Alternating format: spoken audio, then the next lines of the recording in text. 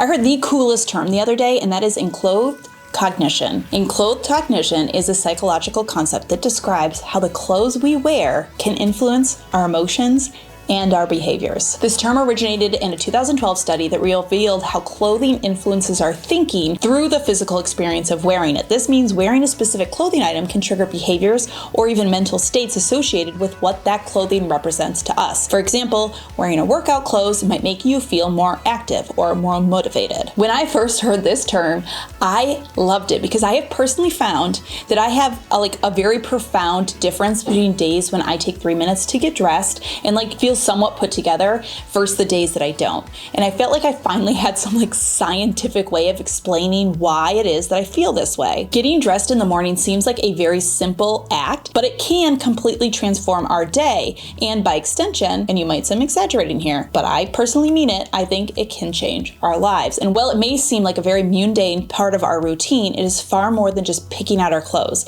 Getting dressed is a mindset shift. It is essentially a declaration of intention for our day. When you get dressed, you're telling yourself you're ready. You're ready to take on the challenges of the day. You're ready to show up. You're ready to engage with the day that is ahead. It's not just about your appearance. It's not just about style. It's about preparation. Getting dressed is just the first step in creating momentum for your day. Say, for example, you wake up one morning and you stay in your PJs, right? You don't get dressed. First, another day when you wake up and you take the 3 minutes to throw on something to wear. You brush your teeth, you brush your hair. Then imagine around 11 a.m. you realize you're out of milk and you need it for a recipe that you want to cook that day. So now you need to go to the store. In scenario one, you cannot just jump into the car because you have created a barrier to success at being productive with what you wanted to do that day. Sure, you could go upstairs and get dressed and take the time, but you've kind of lost some momentum now. But in scenario two, you're ready. You can just grab your keys, grab the milk, and keep going. Let's say it's the same example. Someone is at your front door. It's your neighbor and they need to borrow milk.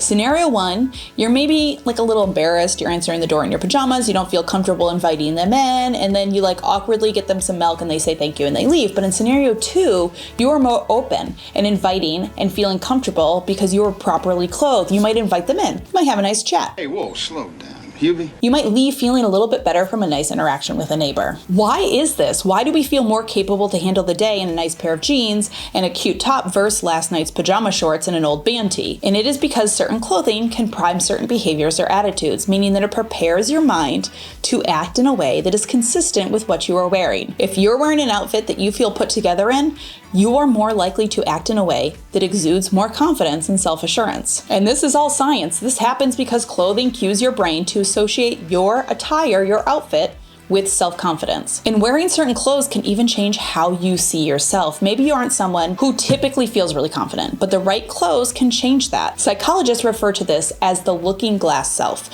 where you internalize the way that you think others perceive you. Going back to the milk example, how might you think your neighbor perceives you if you answer the door in your PJs versus the actual outfit?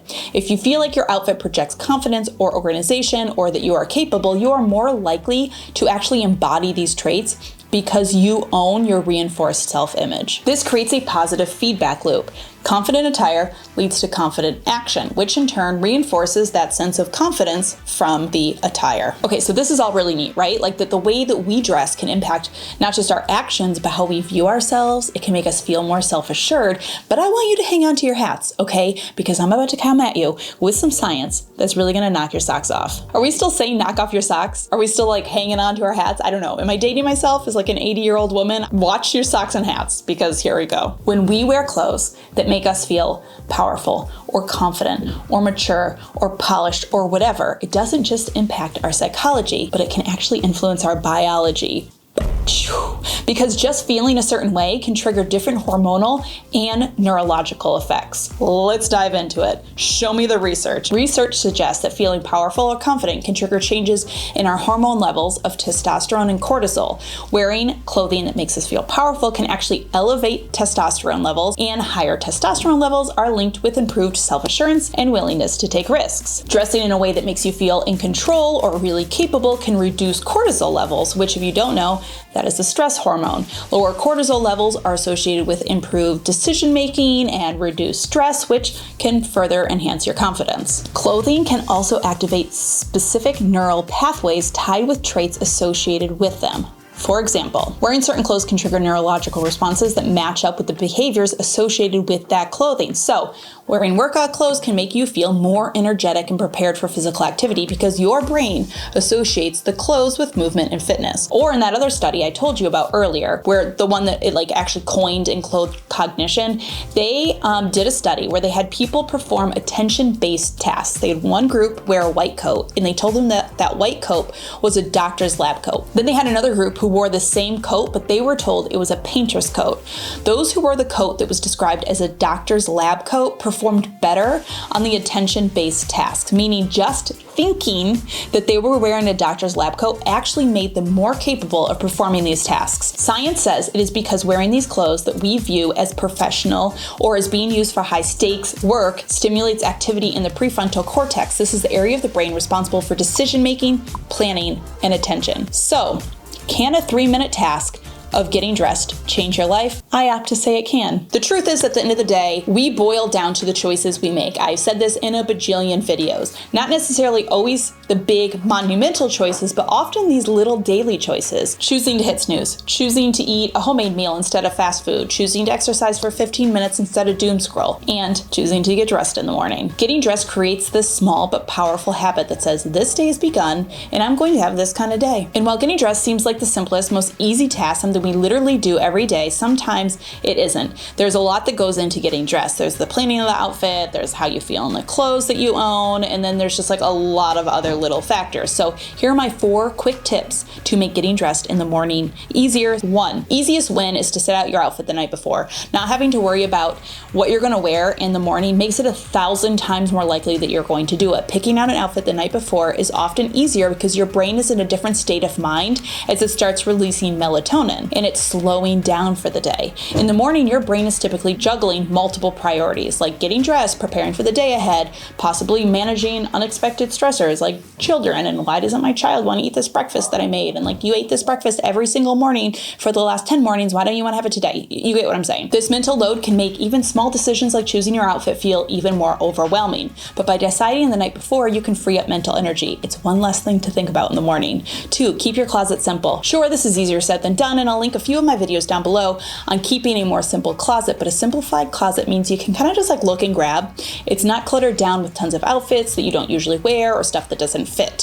While I mentioned that wearing certain clothes can make you feel a certain way, this doesn't mean that you need to create a closet that isn't you. You still need clothes that you're comfortable wearing. These are clothes that are simple and easy for you to style and match your own personal style. It's not about dressing as someone else, but it's about finding clothes that you feel confident or polished in that match your style. And this is sometimes something that can take a little bit of time, right, to identify your own style, but ultimately removing the noise from your closet, if it's not something you wear often or enjoy wearing or is comfortable, then remove it. And number 3, on that note, don't have a closet full of stuff that doesn't fit, right? Okay, so for example, right now, I am 3 months postpartum with baby number 4. Some of my normal clothes don't fit right now. Maybe they won't ever fit the same way again.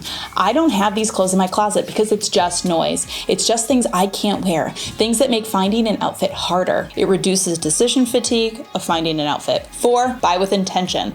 As you move forward in creating a closet, focus on the pieces that meet all of the above criteria. Things that fit, things that make you feel good in your own style. It is okay not to have the just right wardrobe off the back, but as you start to feel more intentional with your clothing and buying more intentional pieces that are easier to grab and style, it's going to become easier and easier, and it's going to make shopping for these pieces easier too. In short, the clothes that you wear can act as a psychological tool, influencing not only how others see you, but how you see yourself and how you behave. By choosing clothing that aligns with your goals and your desired mindset, you can effectively set yourself up to think, feel, and perform better. It's a small intentional choice with a very big impact on your confidence and capability. I will have a link down below to my Declutter Closet printable. This is going to help you sort of get to that first step of sort of defining your style and deciding what's worth having in your closet, and then help you declutter out some of that noise. As always, thank you so much for stopping by and watching. I hope you're having a fantastic day. Remember to be kind to yourself and others, and I'll see you all in my next video.